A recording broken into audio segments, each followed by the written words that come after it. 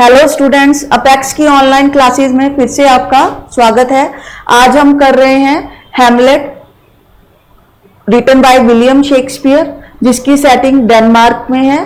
उसको 1599 और 1601 के बीच में लिखा गया। सेक्सो ग्रामेटिकस का एक वर्क है गेस्टा डेनोरम, उसमें से इसका सोर्स लिया गया है। आपने हैदर मूवी देखी होगी, वो भी हैमलेट से ही इंस्पायर होकर बनी है। सेम स्टोरी है इसकी जो हैदर मूवी की होती है। देखिए, अब हम इसकी समरी स्टार्ट करते हैं। हैमलेट प्रिंस ऑफ डेनमार्क होता है और उसका फादर ओल्ड, उससे बड़ा, मतलब उसको भी हम हैमलेट ही बोलेंगे, फादर होता है, जिसकी की उसका ब्रदर क्लैडियस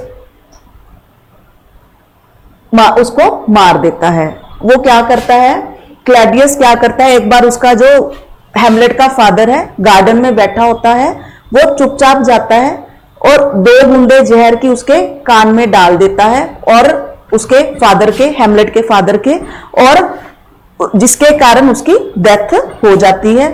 और पब्लिक को यह बताता है क्लैडियस की फादर की डेथ सांप के काटने से हुई है, कि जनता विद्रोह ना कर दे। और जो लेड किंग हैमलेट है वो आगे जाकर वो गोस्ट बन जाता है, क्योंकि उसकी आत्मा को शांति नहीं मिलती। उधर जो प्रिंस ऑफ डेनमार्क है, हैमलेट है, वो सोचता है कि ऐसे अचानक मेरे फादर की कैसे डेथ हो गई, इसमें कोई कॉन्सिक्वेंसी ना हो। तो जो गर्ट्रूड होती है वो क्वीन होती है डेनमार्क की, वो फिर बाद में क्लैडियस से शादी कर लेती है और अब क्लैडियस क्या बन जाता है, किंग ऑफ डेनमार्क बन जाता है।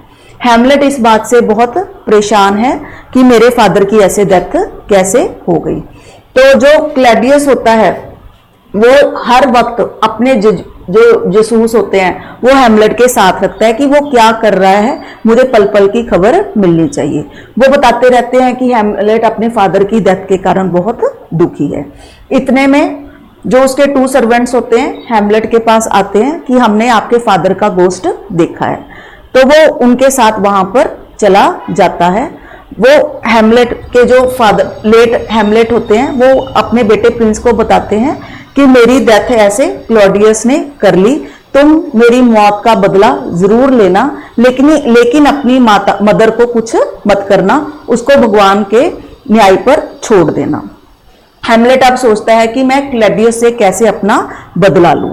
इतने में क्लैडियस जो होता है वो पोलोनिस, उसका एक बहुत ही चीफ काउंसलर होता है, उसका जो उसकी एक बेटी होती है ओफिलिया, जो कि हैमलेट और ओफिलिया का आपस में एक दूसरे को पसंद करते हैं, और लियर्थस उसका बेटा होता है।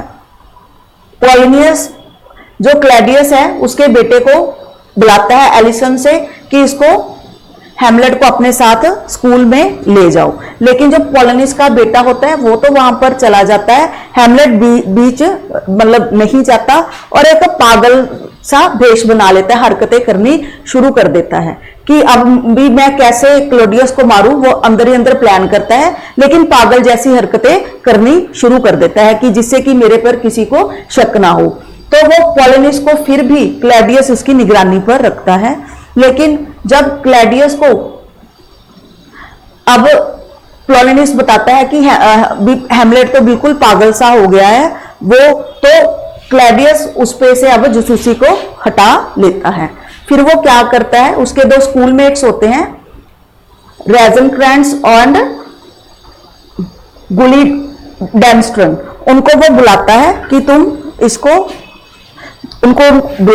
कि तुम हैमलेट को अपने साथ ले जाओ, और उनको एक लेटर दे देता है जिसमें कि जो अलिंसनर का ड्यूक होता है उसके नाम एक लेटर दे देता है कि तुम हैमलेट को वहां पहुंचकर मार देना।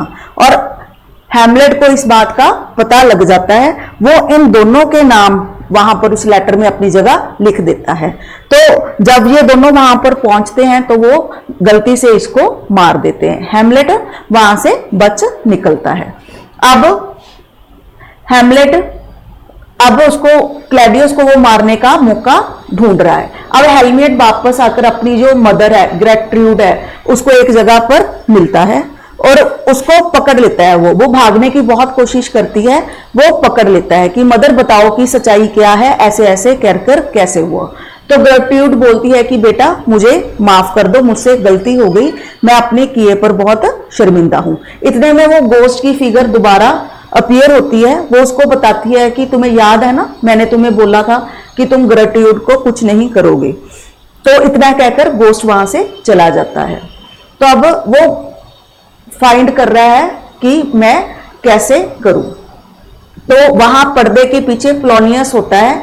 जब हेमलेट को पता लगता है कि पर्दे के पीछे कोई है, तो वो बिना सोचे समझे तलवार को वो पीछे मार देता है। उसको लगता है कि क्लॉडियस है जो छुप छुप कर बातें सुन रहा है, लेकिन वो पोलोनियस होता है। तो पोलोनियस की वहां पर डेथ हो जाती है। और जो ओफिलिया है अपने फादर के गम में, इसकी भी डेथ हो जाती है, क्योंकि इसको बड़ा धक्का लगता है कि मेरे फादर की डेथ हो गई, जिसका झटका हेमलेट को भी बहुत लगता है कि मेरी लवर की डेथ हो गई है। इतने में जो पोलोनियस का बेटा होता है लियटस, वो वहां से वापिस आता है। वो अपने हेमलेट से अपने फादर की मौत का बदला लेना चाहता है, भी इसने मेरे साथ ऐसे किया। तो वो उसको युद्ध के लिए ललकारता है कि हेमलेट मेरे से लड़ाई करो, हम दोनों लड़ाई करेंगे, जो जीता वो बचेगा, दूसरे वाला मर जाएगा। तो क्लॉडियस भी इसमें इसका पोलोनियस के बेटे का साथ देता है। वो फिर एक चाल खेलता है, वो उसकी तलवार पर जहर लगा देता है कि अगर थोड़ी सी भी तलवार उसके टच कर गई, उसके अंदर चलेगी हेमलेट के, तो वहीं पर हेमलेट की डेथ हो जाएगी।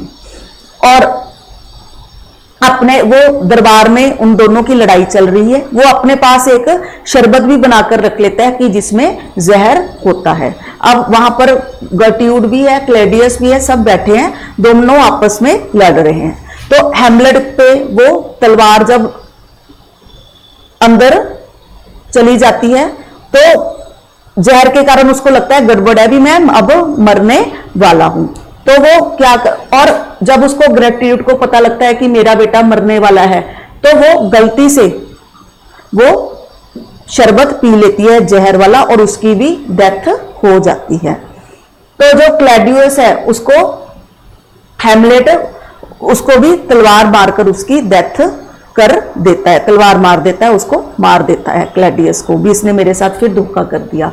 इतने में वहां पर नॉर्वेगियन का प्रिंस होता है 14 बार्स, वहां पर उस पर हमला करने के लिए आता है डेनमार्क पर। लेकिन जब वो आकर देखता है कि सबकी डेथ हो चुकी है, तो वो अब कहता है कि अब सब तो मर चुके हैं, अब तो मैं मतलब युद्ध किससे करूं। तो इतने में उसका एक बहुत ही हेमलेट का लॉयल फ्रेंड होता है होरेशियो।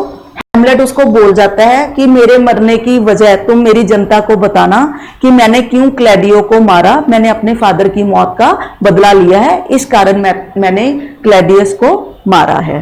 तो जो किंग होता है, तो वो ये मनियादी हर जगह पर करवा देता है कि हेमलेट की डेथ कैसे हुई, कैसे कैसे सब हुआ, और डेनमार्क का खुद वो राजा बन जाता है। इसी के साथ ही ये ट्रेजेडी प्ले है हेमलेट, इसी के साथ ही इसकी एंडिंग हो जाती है। अब हम इसके कुछ क्वेश्चंस को करेंगे, के कुछ इंपॉर्टेंट क्वेश्चंस को डिस्कस करते हैं one by one. Which character speaks from beneath the stage toward the end of act 1? कौन सा एक्टर मतलब जो आता है स्टेज पर वो बोलता है आकर, वो होता है गोस्ट, जो प्रिंस हेमलेट को बताता है कि मेरे मरने का रीजन क्या है। Which of Claudius and Laertes traps for Hamlet? वो जो Laertes और Claudius क्या मतलब हेमलेट को मारने के लिए क्या करते हैं, वो तलवार पर जहर लगा लेते हैं। आगे, Who speaks the famous to be or not to be? ये लाइन किसके द्वारा बोली जाती है? हेमलेट के द्वारा ये लाइन को बोला जाता है। अब how many characters die during the course of play, मतलब एंड तक इस प्ले में, जो कि हेमलेट में कितने पर्सन्स की डेथ हो जाती है? 8th। अगर आपसे पूछ लें who is the last character to die in the play, तो हम किसका नाम लेंगे? क्लैडियस का नहीं लेंगे, किसका लेंगे? हेमलेट का लेंगे। हेमलेट डाइड होता है। How does Ophelia die?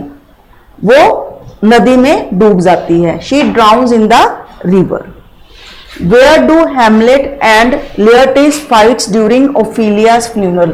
जब वो ओफिलिया को मतलब उसके फ्यूनरल पे होते हैं तो वो कहाँ पे लड़ते हैं, ग्रेव के बाहर या अंदर? वो ग्रेव के अंदर ही लड़ना शुरू कर लेते हैं, क्योंकि लियर्टिस को लगता है कि हैमलेट ही है जिसके कारण मेरे फादर की और मेरी बहन की डेथ हुई है। Whose skull does Hamlet discover in the churchyard? जब वो ओफिलिया को वहां पर फ्यूनरल पे जाते हैं तो उसको किसका स्कल मिलता है? ये क्वेश्चन काफी इंपॉर्टेंट है। तो वो एक उनके कोर्ट का जेस्टर होता है जो उनको जोक्स वगैरह से हंसाता है।